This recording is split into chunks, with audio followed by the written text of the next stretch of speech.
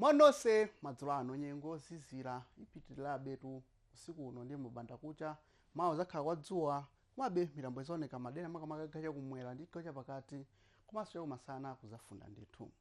Izikhala imwe ife mdziko muno mufika mphepo kumazilenga nyontho chocheperapo moyika mnyanja cha India faika madambira kuno kwathu ku Malawi kuli msengo wa mitambo yapo ndi yapo. Oro usiku uno madera ambiri makamaka gacha kumwera ndi gacha pakati kuoneka mitambo ndithu koma yochepa inkaoneka madera mphero mwa nyanja komanso kumpoto kwa dziko lino.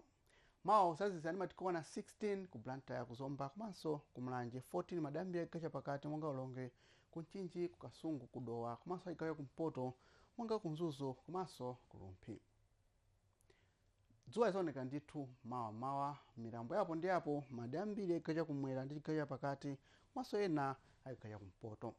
Kuzatenthatu mawa makamaka kumasana matikuona 30 madera ambiri amphero mwa nyanja kuzatentha poserapo kwa Mkabudi kunsanje matikuona 33 nyengo ofunda isapitirira kunzuzu ndi kulumphi matikuona 26.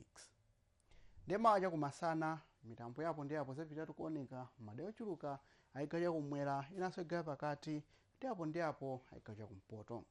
Mkucha uno lachinayi tembengo amphepo komanso yozizira madera ochuluka oti mabanda kucha usaziza ndithu matikuona 15 kudedza komanso kunzuzu kuzasiya ndi matikuona 17 kulilongwe nthawi yomwenso uzafunda pang'ono kuzomba.